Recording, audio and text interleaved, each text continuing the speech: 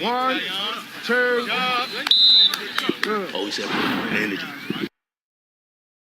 Hey. Welcome to episode 9 of Talking Big Uglies with your host.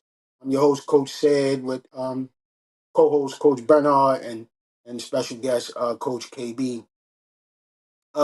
We have Kent Prep School from Connecticut. We have the one and only Coach Kadeem Rogers, man, who coached my son, and I really wanted to kind of talk ball with him, and I got a chance, so he opened up his schedule and gave us some time to talk to us, man, and I'm really excited about chopping it up with Coach Kadeem. I watched him uh, coach his team and won the IC championship a couple years ago, and he turned my son into uh, a grown man at 14 years old. So I got a lot of respect for him, and I wanted to really chop it up with him.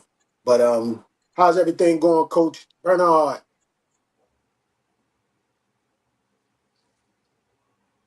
Coach KB, Hey, Coach, how you doing? good. Coach Thank you Kadeem, for you inviting ready? me. Yes, sir. Absolutely. Okay, Excited.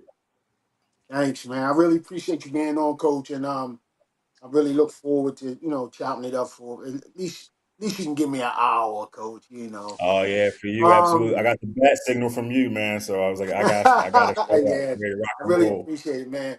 A lot of people don't know, Coach Kadeem, that man, I want to say 1995, 96 ish. Me and your dad used to battle when he coached at Mount Royal. I mean, Murray Rodman, and I Yep. was at Lillian Jones with the legend Coach Didi. I was over there with them, and we Hmm. had some run-ins way back then. I don't want to tell my age, but um, I know what, boy. They were Murray Rodman was they was awfully tough back then, and but yeah, man. So and I remember your dad was kind of scouting for Biff from at Gilman and where you played. Yep. So tell us a little bit about your journey, man. Coming from youth and going to high school. Give us a little synopsis of that. Yeah, absolutely. Again, thanks for having me. I always kind of tell people, I'm a coach's son. My first memories are, those like 94, 95 teams actually spending the night at our house the night before a game because all their parents weren't going to take them to the game. Right. So like that servant leadership model, from my father was my first coach and role model. So, it was always been in my blood. Played for my father in Baltimore City, Mary Rodman. Matriculated through that. Played at Arbutus for 1 year, where it kind of changed, opened up my world a little bit. Started thinking like a little bigger than Baltimore City. From there, from Arbutus, I got recruited to Gilman. Obviously at Gilman, we had a lot of success. Played for Biff Poggi, who's a legend. My sophomore year, we were number 12 in the country. But that's where I say, I always tell people, that's where I learned that you could tell your brother you love him and kick somebody's ass on Saturday. Those things aren't mutually exclusive, right? And so that's the foundation of what I kind of took with me from that. You know, guys in my team will always hear me say, if you can play 5 quarters and play for the guy next to you, I don't worry about the score on the scoreboard. It's going to take care of itself, Mm, right? And I learned that there. After playing at Gilman, I did a post-grad year myself. I went to boarding school. I did a post-grad year at Hotchkiss in Connecticut. When they first recruited me, the first thing I said was, why would I go to boarding school? I've never been in trouble. I didn't know that those were some of the best schools in the world, right? And I feel like, people that look like us don't always know about those opportunities. So, mm, coaching in boarding school now, one of the big things for me is making sure people that look like me know that this exists for them, right? A kid like Jabari or a kid from, Sandtown. Like, hey, man, if you got your grades right, this is something that you can do.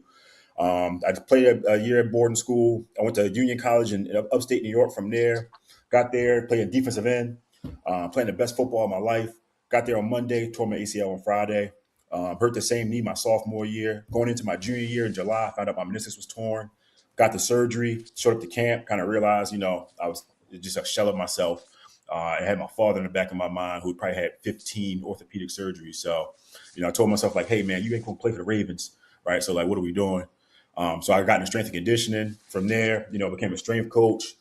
I was an off-campus coach and a strength and conditioning coach when I first started at Episcopal High School in Virginia, boarding school. I was the O-line, D-line coach there from 2015 to 2018. I got overlooked to be the head coach. So I stayed for 1 year, then left the program. I went to Millbrook School in New York, where I was coaching 8-man football for 2 years. The second year of that was the pandemic. Episcopal called me, asked me to come back to be the head coach. They felt like they needed a change with their head coaching hire. And I was there for the past 5 years. We won back-to-back conference championships, got 25 plus kids playing college football. But the most important thing is the culture that we created, right? We were a point of pride in our community. And now, I'm excited to bring that to Kent. I moved to Kent School in Connecticut a month ago, right? And so we're kind of rocking and rolling. It's a rebuild. It's a good family move. My wife's from the area. I got, my in-laws in the area. So, we're excited to get this thing rocking and rolling up here. Wow. Before I turn it over to Coach Bernard and Coach KB, I just wanted to say, man, I'm talking to my wife today, and Grump's mother, Bari, and she wanted to definitely say thank you for what you did for our family and him coming to the boarding school, because if he loved it, man, and like he said last week on the show, he made some lifelong friends there. And me, I was really confused about boarding school. I was like, boarding school, what? And then Mm-hmm. when he went, and he just didn't want to leave.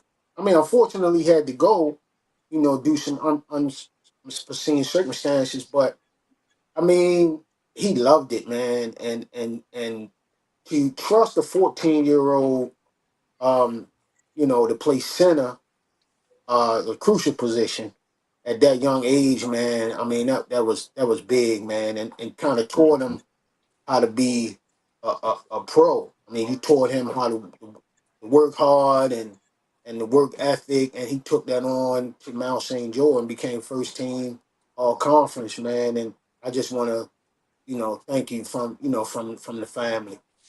But Of course. It goes both ways. Trusting a 14-year-old to me, right? That means a lot to me as well. So, I just want to do right by people. yep, yep. Coach KB. It's a pleasure to meet you, Coach Rogers. If this is not the Likewise. first time, it's a pleasure to meet you. Awesome story, awesome backstory.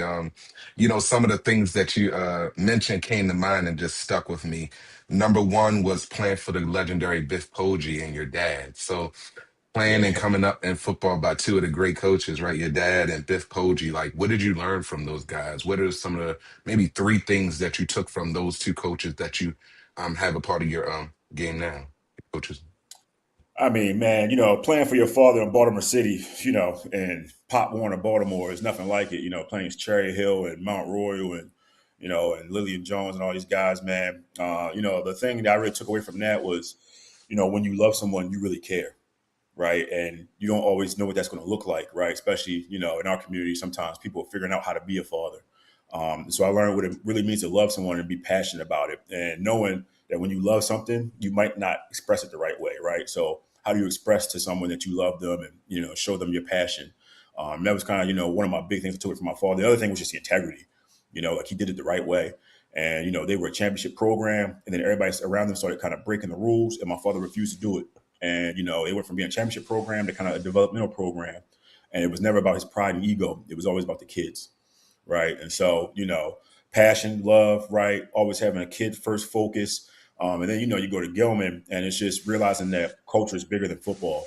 Right. And, we're winning all these games all the time. But, we talk about winning, of course. We're very competitive. We want to win the game. Coach Poggi tell you whether we win or win, we're going to play the right way. But at the end of the day, what we're really talking about is our relationships with each other. And, building that. And when you do that, then you beat teams that, are bigger, stronger, faster. You got more 4- and 5-star kids. I mean, when we were 12th in the country, man, both our guards were 205.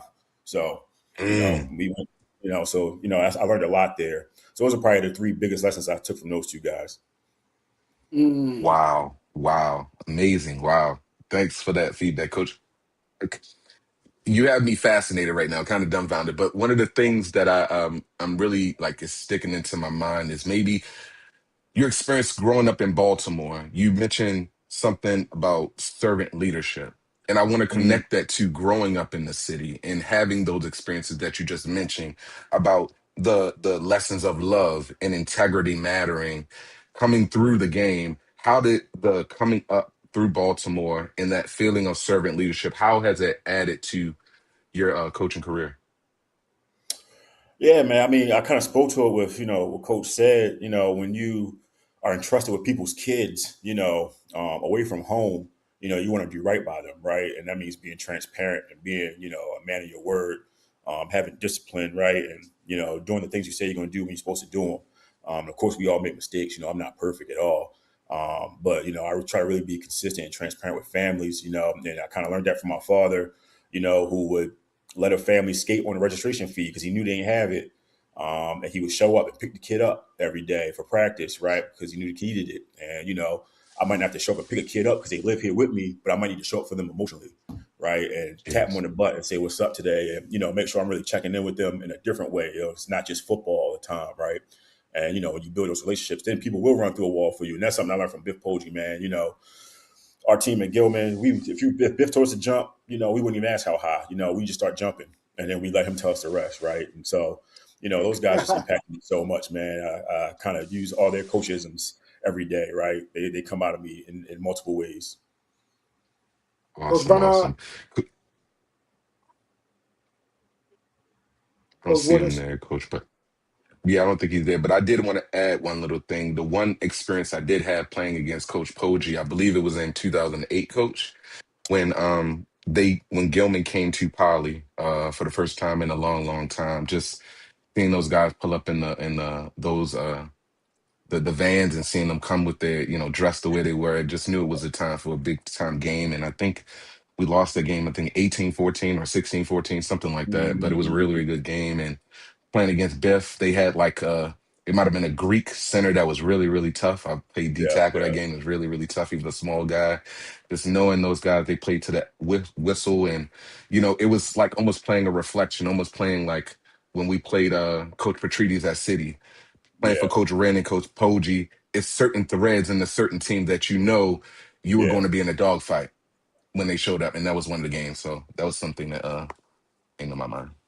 yeah. It's usually a Absolutely. I culmination remember that. I games. remember that game like it was yesterday. And they it was a bunch of trade motion Yes. with the tight end and Yes. the Playing to the strength of the wing. defense. Yes. Yeah, Yes. yeah, Yeah. So they did it pre-snap trade motion and just ran. So it was hard for us Yes. to really adjust because I think we was in that 30 Okie front that we had got from the legendary guy, I mm-hmm. forget his name, that from Howard County, the defense that he ran. But Al Thomas is his name from Sherwood, old school guy. But we had got his defense, and I think so. It's hard for us to make that adjustment then. But yeah, man. But I got a couple clips. Just a prelude from last week from my son, and I'm gonna tell you, man, what he learned. And I'm not taking anything away from Mount St. Joe because they taught him a lot, but what my son learned and all he talked about was, what he learned at Coach Kadeem. He still was talking about the turkey blocking scheme that y'all ran against the Okie front, man. And so I'm gonna show a couple clips from him, and we want to accredit this to him being a 14-year-old playing at freaking Episcopal High School against 18-year-old. Mm-hmm. Kid. Jabari Berry is senior. This could be his move. MSJ that much closer to a very manageable third down. Again, the big boys. Man, man, Jabari Berry is just fun to watch as He's an had offensive a few pancakes lineman. tonight. Not only just the pancakes, but his excitement, man. Those are the guys that make it worth watching at the end of the day. You love the excitement from that kid. Jabari Berry is senior. This could be his last chance, and he is playing like it. 55 in white showing his love for the game on that play there. It's third and short. Mm-hmm. So I just want to say, man, that I know that's just one clip of many, but I just attribute that freshman year, man, to those times right there that we just saw, because I think without that love, without like even Boone Jock, who was a great that went on to play for Colorado State, and Cal kind of taught him how to be a pro, man. And Mm-hmm. I just can't thank you enough for that, man. You know, uh, No, Coach absolutely. And KD, what is you Coach see, Bernard back? I don't know Yeah, if you don't mind me saying because I gotta give Jabari his props. What you see in those clips, right, is the fire in his belly, and I didn't develop that. All I did was help him channel it, right? And he came to yeah, me as a kid with all this like passion, and I just had to remind him, we're playing with passion and joy, right? So enjoy every minute. right. Well, Coach, if I could just talk a little bit through just seeing Jabari and just hearing your excitement about doing what you do. If you could give me three things about an offensive lineman, what would you say are the three things that are most important to you that an offensive lineman have to have in order to be successful? Well, it all starts with mentality, man, right? Like you got to want to put people in the ground. You got to want to go through them, especially the high school level, right? Like we can take this really beautiful game and talk about all the complicated technique stuff, right? But at the end of the day, man, you got to smash this guy in front of you and you got to want to do it. And when you want to do it, right, it makes everything else easier. Right now, the feet that we want to have it makes it really easy because I want to bring my feet because I want to go through you. Right. And then I guess, the last thing, I would say is, I mean, I could go physiological, right, and talk about like ankle mobility and like the ability to keep your balance, or talk about like having a motor and wanting to finish. I mean, I really take it to those two things, but I boil it down to two things, right? Is having the mentality to want to put people on the ground and be able to move your feet, and I would just kind of go from there. Mm, Awesome, awesome, awesome. And Coach, this is a question, where you begin kind of tells you a lot about a person. And one of the big things that you mentioned about your past that really stuck out to me that I think is very key, especially to young coaches that are coming in the game, is where you started. You mentioned when you came to Episcopal, you said strength and conditioning coach. You Yeah. didn't say head coach. You didn't say position coach. You didn't say coordinator. You said strength and conditioning coach. Tell me how it was starting your coaching experience at that level as a strength and conditioning coach and kind of working yourself up. And what benefits are there to young coaches that may be interested in coaching and how that benefited you?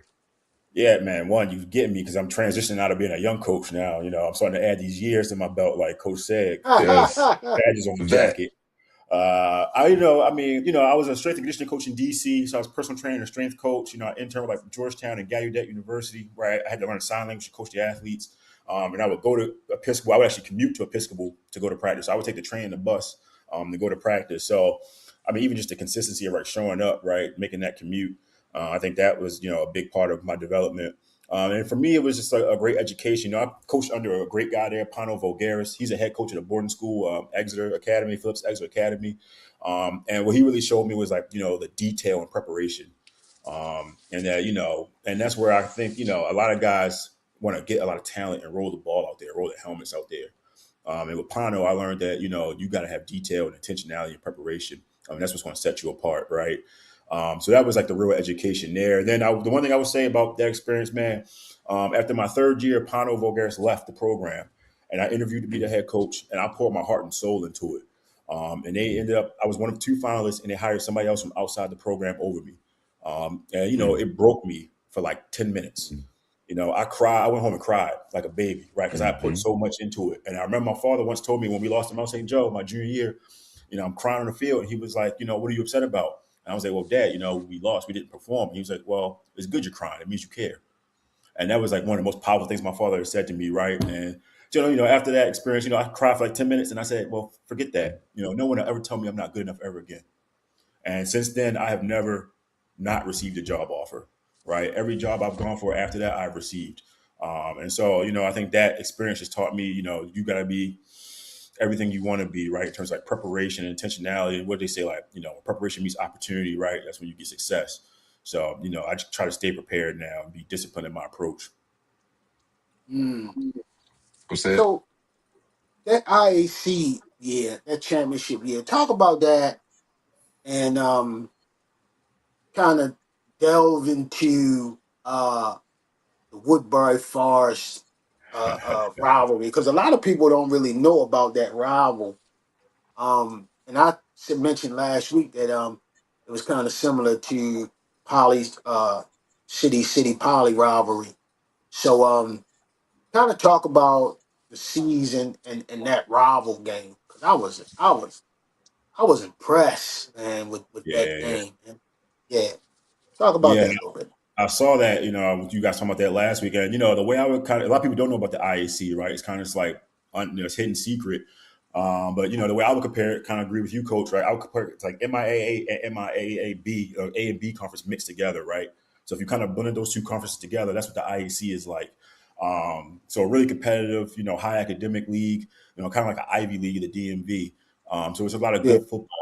Going into that second season, when Jabari was our starter, the first year we went 3-6. My first year as a head coach coming out of the pandemic. I was actually the first Black varsity head coach there. So, at a school in Virginia founded in 1839, so Kudos. there's some stuff there. So I have a lot of internal pressure on myself for us to be good. And we did not start off well. We started off 1-2. We lost an awful game to a team we should have beat. We got a field goal block. They returned it for a touchdown, game over. Right. And, didn't go home that night, like literally stayed in my office the entire night. I should have went home. I should have went to sleep. I didn't though. And, we ended up like turning the season around, and we didn't lose a game after that. And when we went to Woodbury, it's probably 5,000 people, standing room only, 5 to 10,000 people, standing room only. This year will be the 125th year they play each other. And so it's just a really fun experience, man. It reminded me of Gilman McDonough. Right. And so for me, I grew up in that type of environment. Right. It was nothing new to me. But, it's just a game and it's a lot of fun. Anytime you got that many eyes on you. I was one of those kids where, if the lights were on and it's a big crowd, I want to play, but I want to play well. Somebody's going to get their name called on the speaker. I want it to be me. So I always like those big games, so I really enjoyed that rivalry. So that Georgetown prep. So what game was the actual championship game? Because I So remember we you had the. Go won ahead. a tie of the championship when we beat Georgetown Prep. When we beat Bullis, we won the championship outright. And then Oh, Woodbury Force is our rival, and they're not in our league. So it's a separate thing, right? So the way I always kind of broke down to the team was we have 3 seasons: season A, season B, season C. Season A was our preseason and our non-conference. Season B was our conference, and then season C was our championship game versus our rival, right? And we would kind of approach it in those 3 chunks. So we would have 2 championship games a year, when we were having our success. with a freshman center. Yeah, yeah. God, dog, man. KB, Coach Bernard ain't back. Wow. Wow, Coach. That's amazing. Just your experience. So I just want to delve in just a little bit about you as a coach. So you've been around a little bit. You said you're getting your little veteran tag on you. So what kind of coach, what does the players describe you? I know we try to create a light environment in the locker room for our players. Like, how would the players describe you? I heard how Jabari described you, but how would you say other players would describe you? I missed that part. I guess it would be, like tough love, right? Like one of those things that Paulo Voulgaris taught me was, holding the line, right? And when you create a line, you got to hold that standard and don't let the kids, kind of toe the line, right? So what we are about is what we are about. So I think at the end of the day, for me, it's about being relationship driven, like relationship focused. I'm going to help the kids understand that I care so that I can push them to be the best they want to be. For me, like the way I kind of approach it is I would just ask a young man, what do you want? Like, what is your goal in this? Right. So if you tell me I want to be a Division I football player or I want to go pro, cool. All right. So when you bull cracking on a Wednesday afternoon in the middle of the season, I'm just coming to you like, is this going to help you get where you want to be? Like, you told me you want to go D1. I never told you that. So, I think, that's kind of my approach, right? Is that kind of tough love, relationship driven mentality.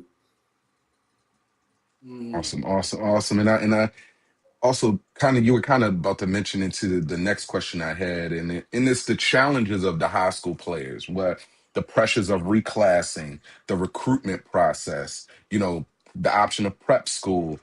How do you deal with those kind of things? And I want to just leave it open ended to kind of give you just your thoughts on how we can, or any advice you would give to a high school player that's coming out, or a guy that's an incoming freshman. What do they need to do in terms of preparing for that next step, whether recruitment, the possibility of prep school? What might they need to do early? What advice would you give them? Yeah, again, I think it always comes back to mentality first, right? And so for me, what I try to remind my kids is, comparison is the thief of joy, right? And so you spend your whole day on Twitter comparing yourself to the guy who's got 40 offers in eighth grade, like that's just not your journey, right? And you need to be worried about yourself and being intentional about your own development, right? You got to worry about yourself every day in and day out, right? And as you build yourself up, you can compete with other people, but it's really always about yourself, right? And so it's got to start there, right? Otherwise, you can drive yourself crazy, like literally drive yourself crazy, right? The anxiety the kids deal with today, it's just not healthy, right? And in a lot of ways, I empathize for them. So it starts with the mentality, right? Obviously, you got to academically put yourself in great positions. Everybody doesn't have to be a brain scientist, but you got to try to make yourself undeniable, right? Like I said, I've gotten every job offer since I was told no, right? And I always tell guys, make it really hard for people to say no to you, right? So academically, be ready to go. A lot of guys kind of like, bull crap their freshman year and then try to turn it on later and they don't realize, their GPA has just been tanked, right? And now you got to go JUCO or whatever. And I'm not saying JUCO is a bad route, but, you're not going in the route that you might necessarily want for yourself. And it's because you didn't put the work in early enough. So I think, it's about being intentional in your approach, like, early, right? Obviously, being focused on yourself. And then at the end of the day, right, like you got to put yourself in an environment where you're going to succeed, whether that's, playing public, private, boarding school, whatever's best for you is best for you. And nobody else can tell you what's best for you, right? Like Jabari was amazing at Episcopal, but it wasn't the best academic fit for him. And that's fine, right? And he found a place where he could thrive academically and do the things he wanted football wise. So, I think, again, that comes back to that comparison thing, thinking like, well, I need to play at X because all the best players play there. Like, no, you need to play where you're going to do the best for yourself. Well, Absolutely not here. Maximizing speaking opportunities. Thanks you for that, coach. absolutely. Speaking of academics, when it comes to Jabari, I mean, Episcopal kind of let us or gave us the insight on how we dealt with getting him educated. So Mm-hmm.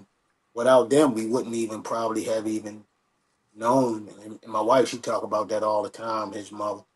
Um, this next segment, man, we kind of equate the canary in the coal mine to like the elephant in the room, Yeah. and it's for sort of like a question that some people don't want to talk about, but we want to kind of bring it to the forefront. So let's jump right into canary in the coal mine. Coming right back.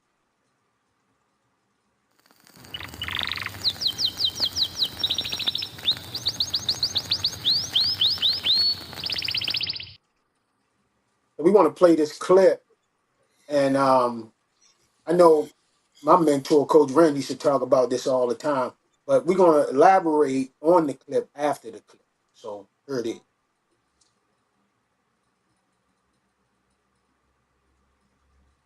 Week of August, it's training camp. Helen Keller know, Stevie Wonder know, Ray Charles know, everybody know it's football season. Everybody know this.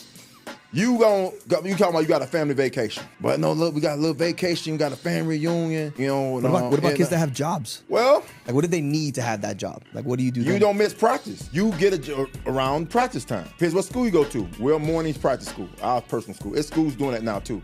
But you have a situation if I'm working at school, let's say a school get out at 3 o'clock. They got practice at 6 o'clock. Why you don't just do the weekend job? Everybody wants to hang. But hanging has nothing to do with it. Then you shouldn't play football. It ain't for you. You know what I'm saying? It's not for you. It's not for everybody. This football stuff is not, sports in general is not for you. Man, let me tell you. When I coach with Coach Rand, if a kid missed summer practice because he had a job or something like that, or went on vacation, and this kid wasn't playing. True story, it was a kid that went on vacation, and he tried coach. He was like, I'm going on vacation. But this kid went on vacation, and this kid, I'm talking about African kid, I want to say 6'1", 230, linebacker type kid, big, strong. And this kid, he told this kid, like, look, you're not playing. The kid went and got his father. They wrote some notes, some letters to try to get back in. Coach Rand ain't budge, and this kid did not play. But what is your thoughts on you and Coach KB, and I hope Coach Bernard came back, but what are your thoughts on kids doing that, missing practice, especially during the crucial times when they got to work and so forth and so on.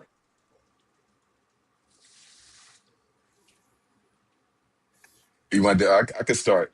Well, we're playing for Coach Ren and experiencing him, and actually coaching and developing and learning through failure how to succeed and what success is. I think what the clip said was absolutely true.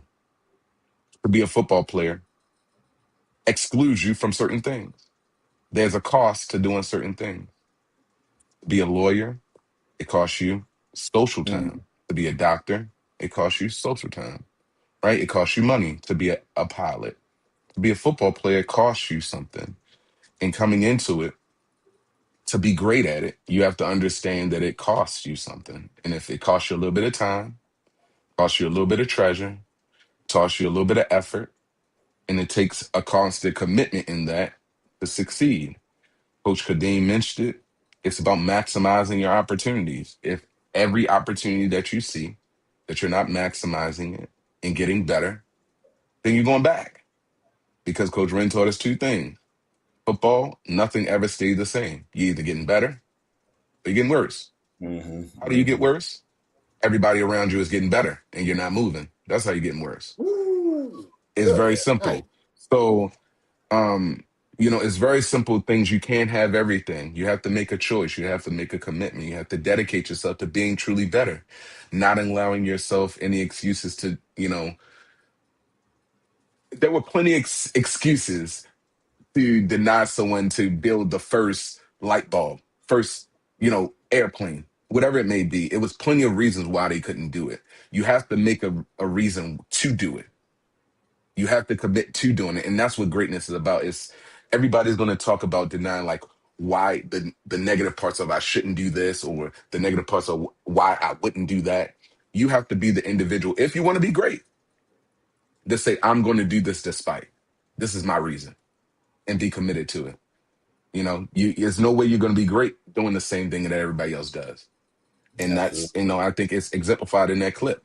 You know what time football season start. If you starting in August, you're already late because most great football players started in the spring, right? But you got to understand, you got to see the forest from the trees. You got to understand that there are guys that are very, very committed to this. And if you want to be one of those guys that are committed, you're doing those things to be great. Like you said, Coach Kadeem, it's going to come out in the wash. If you're not watching film, if you're not taking care of your body, if you're not in the gym, if you're not running your sprints, it's going to come out. Don't worry.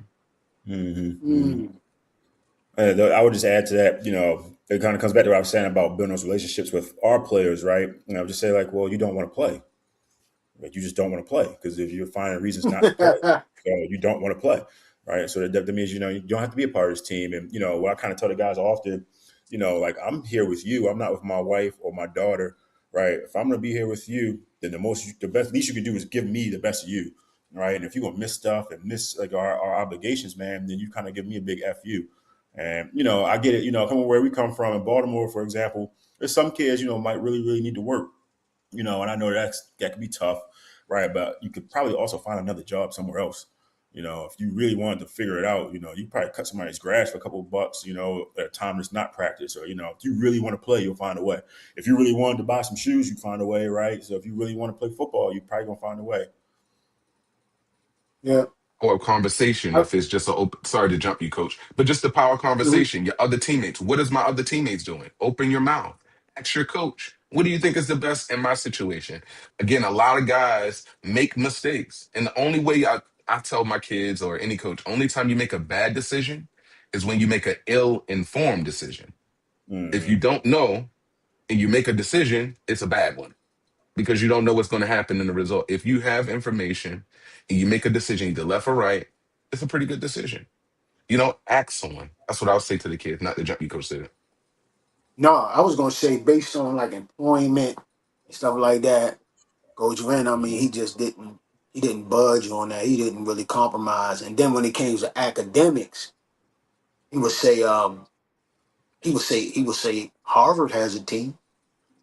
He would say, you know what I'm saying? He said Harvard has Yes. a team. Yale has a football team. You know that? And I was like, damn, I thought that was so funny. My kids used to say to him that the grades was falling and needed to get on track. And he said, well, they play football at Yale and they play football at Harvard. And I thought that was funny. So do we want to elaborate a little bit more on that, Coach KB? I think that's important, Coach. I think what you're mentioning, what you're harping on, is the culture, which was I'll go back to Coach Kadeem. My question I had about that, the culture that Coach Wren fostered was one of not making excuses, right? One of just delivering and getting the result, right, and pushing for it, being unmoving in that standard, right? He didn't it didn't really matter that you had a special situation. He wanted to see if you were going to fight through it, which is why we ran the sprints that ran, which is why he demanded the things he demanded in the spring and in the summer from us that were voluntary, right? Mm. Voluntold, right? You know what I'm saying? So those kind of things. It's a reason you have to build a culture of hard work and commitment.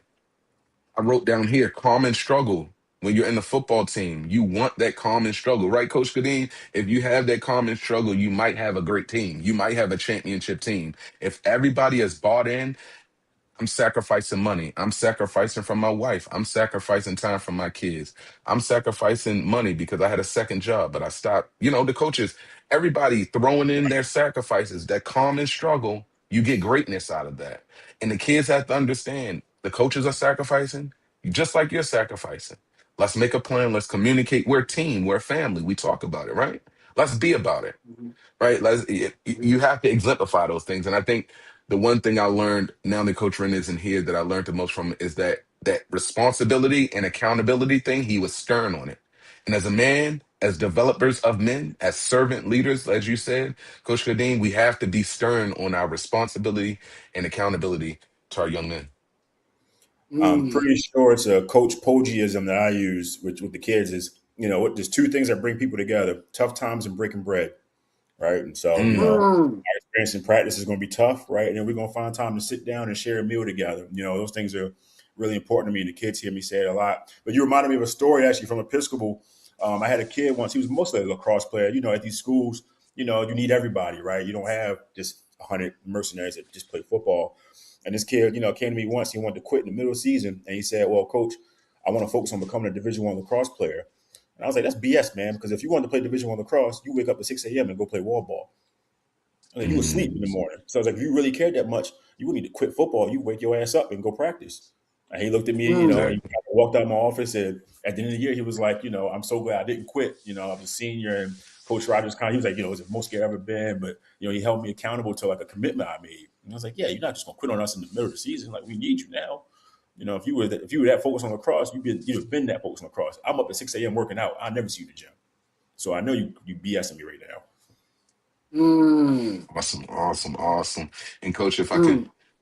jump in with one more thing Coach said, just going on that Mm. and talking about that and kind of parlaying it to where you are now, the Kent School in Connecticut, promoting that. Like, what are you bringing to that program? The new juice, the culture. I know you talk about your past experiences and your past lessons. How are you kind of bringing that together with this new opportunity?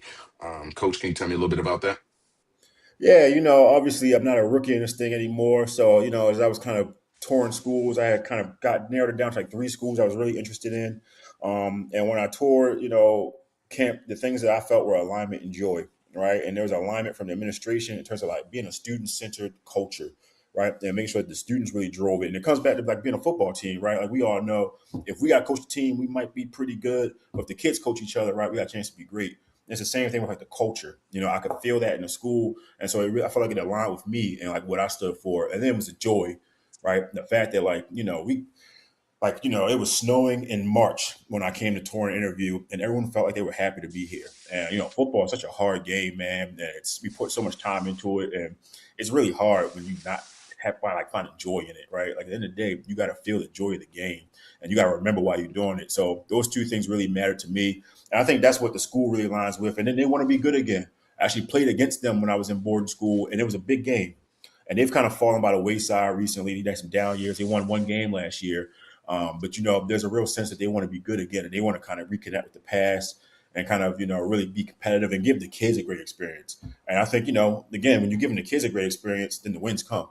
I always say, again, like, if we play 5 quarters, all that kind of stuff, or I can sleep at night because I know the kids are prepared and they're having a great experience. And then whatever happens with the scoreboard happens, So I'm excited to bring all those things to Kent. Just all of my past experiences, I think, has kind of prepared me for this moment.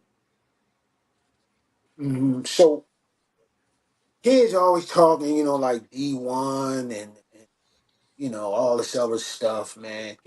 What's the advantages of prep school coming out of high school to kind of get these kids to maybe another shot, maybe to kind of get to where they want to go? So what are the advantages of like the prep school route? Yeah, I once had a coach from Brown University in my office. He was like, "Coach, this will always be one of my first stops because I know the kids can do the work and they're not gonna get homesick." All right. And I think in this transfer portal world, you're really talking about being somebody that these coaches can trust. For example, we'll start our preseason late. We'll start August 31st when we start practice. But to lay it out for you, our preseason schedule is 6:30 a.m. mobility yoga, 7 a.m. team breakfast, 7:30 training room opens, 8 o'clock team meeting, 8:30 practice to about 10:30, 11 o'clock lunch, right? 12 to 2 is your downtime. You can take a nap. We'll take care of some stuff you need to take care of. About 2:30, we have a team meeting. 3 o'clock training room opens. 3:30 practice, about 5:30. 5:45 dinner. 7:45 team meeting, which is probably gonna be like culture driven. 9 o'clock, by about 9 o'clock, you should be passed out in sleep and get ready for the next day. And you do that for 2 weeks. And now when you go to play in college, right, it's nothing for you to live in a dorm and to have a football all day schedule, right? This is something and you've already lived it. You got the reps. You already got the reps, right? And so now you might show up to college and you're ready to rock and roll. So, I think, that's a real blessing in terms of like the preparation, right? They call it prep school for a reason, right? And the preparation is like you living away from home and mommy and daddy ain't here to save you no more, man. It's all you. Woo! Coach Awesome, Kadeem? awesome. Well, yeah, mention about the prep school, it might be some new to the listeners, just like the parents of the kids. So like what advice would you have for some of the parents of maybe a prep school kid or a kid that may be looking for this? What advice would you get them have for them if they had one of those prospective kids? Yeah, I would say, do the work early, right? Start touring schools, get out, see what's out there, right? Figure out like kind of what schools you're interested in. And really try to make real connections. The best way to know if you belong somewhere is to have your feet on the campus so you can feel it, right? You know where you belong when your feet are on those campuses, right? It's one thing to look at like a paper and say this school is ranked this school is ranked that, but you got to go be there and feel it because you never know what people are really about until you're there. So I would say just being proactive early and like getting out touring, interviewing. Again, also like making sure that your young men are doing what they're supposed to do academically, right? And it just can't be all football all the time, right? We got to be getting ourselves ready 7th, 8th grade, 9th grade. We got to make sure our transcripts are right. And then I would say like ask people questions, right? Like find coaches you trust, that people like Coach said, and and people in the coaching world, and just ask questions. And everybody's not going to tell you like this is a great path. But again, what you say, like uninformed decisions are bad decisions, right? Like just listen to Yes. people, right? Collect bits of information, and then you make your own decision from there. Okay. Wow. And in this new age of marketing, coach, so you got Instagram, TikTok, the short reels, all those good things. Yeah, How is yeah. the Kent School bringing that a part of their program? And it's interesting because marketing for a football program seems like what it should market itself, but kids nowadays are looking for that video audio of the authentic experiences of being a part of your program. Like, what about Kent gives me, this goosebump feeling. So what are you guys looking to do to kind of bring that new age of marketing experience into 2026 into Kent? Yeah, I'm no expert here, right? Like I do the best I can. I also try to lean on people that I trust, right? That's one thing I've learned as a coach is when you try to do everything, you're killing yourself, right? Like you got to have people that you trust. So like even in our program, I have an OC and a DC, and I coach O-line, field goal, and punt, right? And I try to find people that I can trust and delegate work to them. I have a young alum who's like a 22-year-old woman who does half of the social media work with me. What we try to do, is just try to be like true to ourselves, right? And so, as we bring in new kids, we're posting their highlights and kind of I'm giving them a synopsis of, hey, this is what this young man does. This is what I like. We're excited to bring him to Kent. Obviously, we'll post when schools come to visit, all that kind of stuff. Obviously, college matriculations. We're trying to be creative. I listen to the kids. I listen to the people who are saying, "Hey, coach, maybe we should do this. Maybe we should do that." Like, hey, if you want to do that, then you lay it out for me and let's rock and roll, right? And I think, for the end of the day, for us, what I'm trying to do, right, is again be true to us, right? And so I just want to get your feet on campus. Because at the end of the day, I'm going to give you some of this stuff, but it's really about substance with me, right? I'm going to coach your young man up. He's going to get a great education.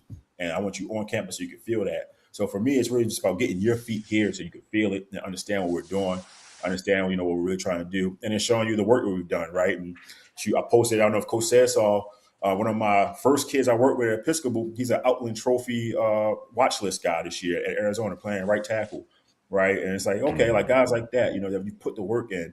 That's just a great opportunity to kind of celebrate them, but also show, what you can do. And so, that's kind of what I try to do is to be like authentic to us and authentic to me in terms of like our branding. So I got another question. If you want me to jump, go ahead, yeah, Coach. Say it. yeah, prep school. How many years do you get there? Do you just get the 1 year? Like, give me a breakdown on like So how does it's that like work? ours is, like 9 through 12, and you could do a post grad year. At my school, you could reclass within the school. So I had a young man reclass from 2028 to 2029. He's a safety, 6'2", 195, runs a 4.640. So that's a pretty attractive 2029 safety. So we do 4 years. You could come as a 4-year kid, kind of like Jabari was going to do at the new school I'm at in New England, right?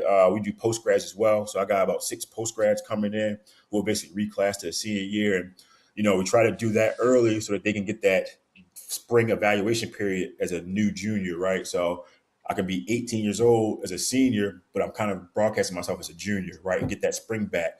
One of my old heads of school called it the gift of time, right? And we all us old guys say, if we knew now what we knew back then, we wish we did X, Y, Z. So, even giving a teenage boy 1 more year, right? You're talking about like exponential growth, right? Height, weight, speed, but also like maturity, right? And then, getting that gift of showing up at college, for example, at 19 rather than 18, I know it helped me a lot, right? When I showed up as a 19-year-old freshman who had gone to boarding school and lived by myself, I showed up at college ready to rock and roll. And if I was showed up at 18, I don't know if I'd have been the same. So that's kind of like, some of the mechanisms and like the years eligibility we got in prep school. Coach KB? Coach, I'm going to try to thread a good needle now. I want you to stay with me. Game day prep. How does Coach Kadeem, just a little insight. I don't want to give away how the beef, the burger's made, right? But just how does Coach, just a little bit, and how you break down the film. How do you process game day prepping for the opponent? Just if you could give me some of the ingredients. I think, we can keep it simple. Studs, duds, and core 3, right? So who are the studs? Who are the guys that we got double team that can beat us? Who are the duds, right? Who are the guys we need to be going at consistently? And then, what are the core concepts, right? 3 runs, 3 passes, right? What's it, front with 3 blitzes, Yep. that kind of deal. But studs, duds, and core 3. Awesome. Wow. I appreciate you, Coach. Keep it simple. I gotta write that down, Coach. Like that. I want to show a clip of House of Techniques. Shout out to them. I seen this clip, and it was a clip of me doing the drill. We want to talk about some drills that you think are insightful, Coach Kadeem. But I want to just give a shout out to House of Techniques. They kind of showed my drill. I didn't even know it, and it's just amazing. Like when somebody film your stuff, how it can just kind of like get out there. But shout out to them, man, and I really kind of appreciate it. I was in shock at first, but shout out to them. But here's the video right here. It's a double team. Break the hip. Don't break the hip. So which way you going? There should be no air. There should be no crease. Which way you going? Good. We go set. Go. Nice. Good. Because you dropped the bag. Still. Nice. Good. Nice. Good job. Give it the bag. Good job. Here we go. Now, that drill, it's a double team drill, so it's progressionary for Gallup and get into the double team without kind of keeping your shoulders square, and all progressionary stuff. Mm-hmm. And I put the hand on the head because I was basically concentrating on feet and hips, and kind of like put the later on just establishing hand placement after that. But I just wanted to concentrate on feet because I think feet take you to your feet take you to your block. So, what drills do you like that you kind of run in progression to what it is that you're trying to do, Coach Kadeem? Yeah, that's a great question. I think the great thing about you, coach, and that's why they're showing your clips, right, is that you understand it so well that you break it into little small pieces, right, and give the kids just little things that they can digest, right. Again, like I said, we could get really complicated and get into all the NFL type stuff and McNally's amazing, right, but does a kid need all that today? It was like, just what does he need today versus what is he going to need tomorrow, right? And you got to weight Absolutely. each kid differently. Right. But for us, obviously it's just to me, it's just breaking stuff into small pieces. So, what are our core Right. concepts? What do we need? Right. Some type of footwork drill. Right. We should be able to march together. It should be like elephants on stampede. Right. I should hear us. I should be able to close my eyes, turn around. And I should hear our steps in unison. Right. We should be galloping together. From there, I think obviously having great eyes, right. Having great eye discipline. So teaching guys like where their eyes should be going, and then finishing with hands.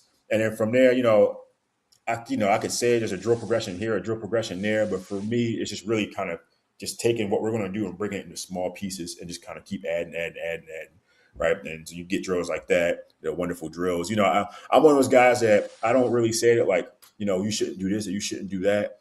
I think that there's something for everyone and everything, right? And some kid might need to hit a sled because he needs more strain in his legs.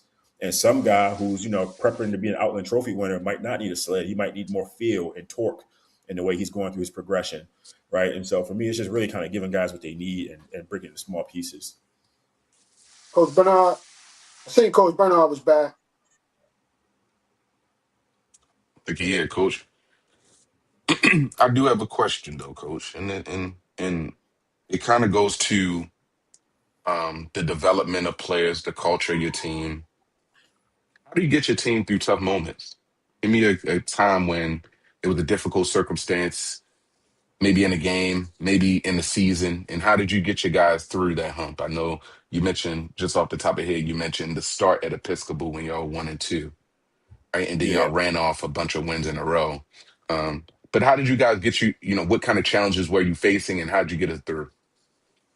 Well, I think a lot of that work starts early, right? And it's about the investment. And so even before I got on this call, I was on a phone call with one of my incoming kids, just talking, right? Building a relationship. What are you up to these days? He was like, hey, coach, I actually just coached a 10-12 team, right? And just building that relationship with him. So there's some trust, right? So when we are in the fire, he trusts that I know him, I love him, and I care about him, right? And this isn't just a win-loss thing. This isn't just transactional, right? And so I think it's about really building intentional relationships. And then building that intentional engine, right, or that toughness, right, and all those practices, those 300-yard shuttles, or all that kind of stuff we might do in practice, the plate pushes. I'm sure Jabari talked about, right, where a team you have that money in the bank. So when time is hard and you are down, 21-0 in the Trinity Episcopal, guys look at each other and say, well, we've been through worse, right? It's 100 degrees on the field. We was pushing them damn plates, so we got that intestinal fortitude, and I think from there, again, it's about giving a team what they need, right? I've kind of been every version of myself for the team, right? I can be like a stoic guy who's not being emotional because I feel like they're being emotional. Or if I feel like they're being flat, then they might need to see me, go crazy, right? And bring some fire. Or they might need to see me, be vulnerable, right? And I might tell them about a time, I might have a team meeting and tell them about something in my life that really caused me pain. So they see that, strength is in vulnerability as well as a man. And so I think it's about having your finger on the pulse of the team in terms of what do they need, being a coach is really just being a therapist, right? So at the end of the day, I think that's really that's how you get through those tough times, is by putting money in the bank. Now Absolutely, absolutely will. got about 5 more minutes left. You got anything, Coach KB? Coach Bernard, did he come back? I know he must have No, I some didn't see him. difficulties. No, that Technical was my last difficulties. question.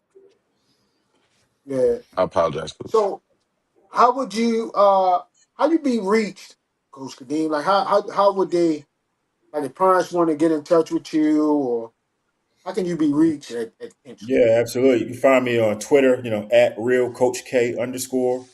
Also, my email is Rogers, RODGERS, K at KENT-school.edu. Rogers K at kentschool.edu.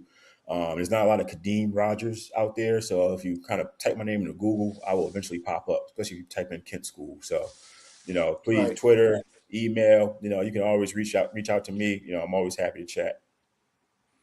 Coach Was KB, you spelled want to? like Aaron Rodgers, not like Roger Yes. Station. Yes, exactly. Not like Roger Station. No, like Aaron Rodgers. Exactly. Yes, exactly.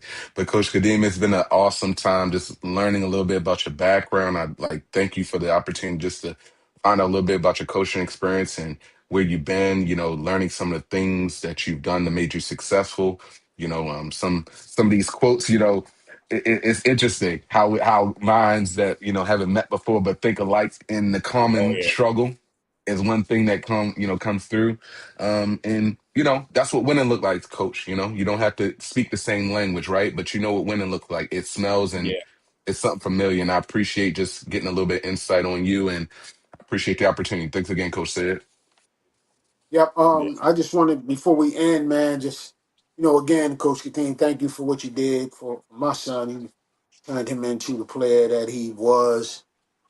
His high school career, man. I want to appreciate. I want to let you know how we appreciate you as a family, and just keep doing what you're doing, man, and saving lives and making the kids' dream come true, man. And shout out to your dad. I hope he's watching, Coach Bill, man, and your mom, and just want to give love to y'all, man, and I really appreciate you. And I'm gonna come down and maybe check you out, man, and check one of your games Yeah. out. So Please yeah, do. but Please do.